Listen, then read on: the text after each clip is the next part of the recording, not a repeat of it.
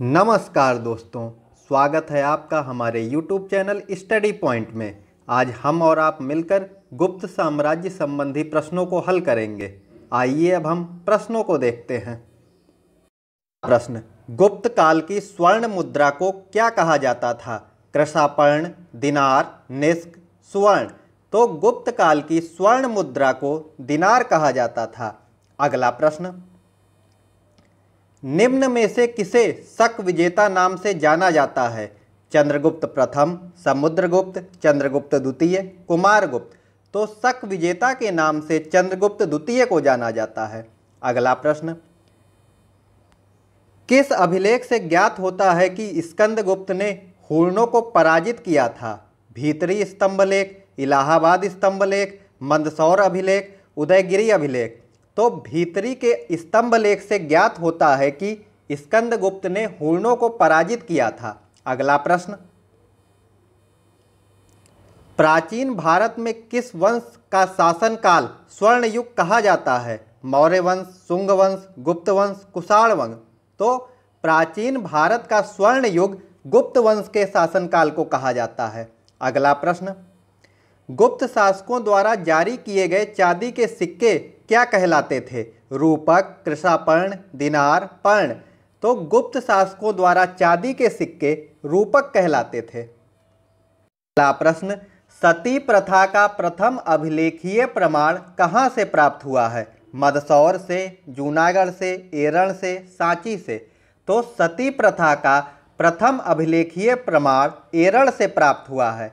अगला प्रश्न, गुप्त संवत की शुरुआत किसने की थी? चंद्रगुप्त प्रथम ने, श्रीगुप्त ने, चंद्रगुप्त द्वितीय ने, घटोत्कच ने। तो गुप्त संवत की शुरुआत चंद्रगुप्त प्रथम ने की थी। अगला प्रश्न, किस वंश के शासकों ने मंदिरों और ब्राह्मणों को सर्वाधिक अनुदान दिया? गुप्त वंश ने, पाल वंश ने, राष्ट्रकूट वंश ने, प्रतिहार वंश ने। तो मंदिरों और ब्राह्मणों को गुप्त वंश ने सर्वाधिक अनुदान दिया था। अगला प्रश्न, गुप्त काल में भूमि राजस्व की दर क्या थी? उपज का चौथा भाग, उपज का छठा भाग, उपज का आठवां भाग, उपज का आधा भाग। तो गुप्त काल में भूमि राजस्व की दर उपज का छठा भाग थी। अगला प्रश्न, गुप्त एवं गुप्तोत्तर काल में कौशेय शब्द का प्रयोग किसके लिए किया जाता था? कपास के लिए, सन के लिए, रेशम के लिए, ऊन के लिए। तो गुप्त और गुप्तोत्तर काल में कौशेय शब्द का प्रयोग रेशम के लिए किया जाता था। प्रश्न, गुप्त वंश का संस्थापक कौन था? घटोत्कच, समुद्रगुप्त, श्रीगुप्त, चंद्रगुप्त प्रथम। तो गुप्त वंश का संस्थापक श्रीगुप्त था। अगला प्रश्न, परम भागवत की उपाधि धारण करने वाला प्रथम गुप्त शासक कौन था? चंद्रगुप्त प्रथम, समुद्रगुप्त, चंद्रगुप्त द्वितीय, रामगुप्त। तो परम भागवत की उपाधि धारण करने वाला प्रथम गुप्त शासक चंद्रगुप्त द्वितीय था। अगला प्रश्न, निम्न में से किसे भारत का नेपोलियन कहा जाता है? चंद्रगुप्त मौर्य, समुद्रगुप्त, चंद्रगुप्त द्वितीय, हर्षवर्धन। तो भारत का नेपोलियन समुद्रगुप्त को कहा जाता है। अगला प्रश्न, सारनाथ की भूमि स्पर्श मुद्रा वाली बुद्ध प्रतिमा किस काल से संबंधित है? कुषाण काल से, गुप्त काल से, वर्धन काल से, राजपूत काल से। तो सारनाथ की भूमि स्पर्श वाली बुद्ध प्रतिमा गुप्त काल से संबंधित है। अगला प्रश्न,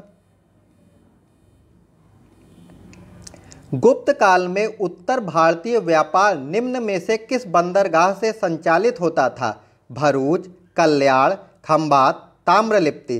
तो गुप्त काल में उत्तर भारतीय व्यापार ताम्रलिप्ति बंदरगाह से संचालित होता था।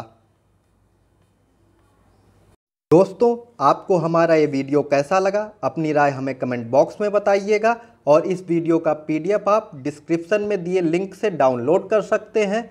मिलते हैं आपसे अपने अगले वीडियो में। तब तक के लिए धन्यवाद मित्रों।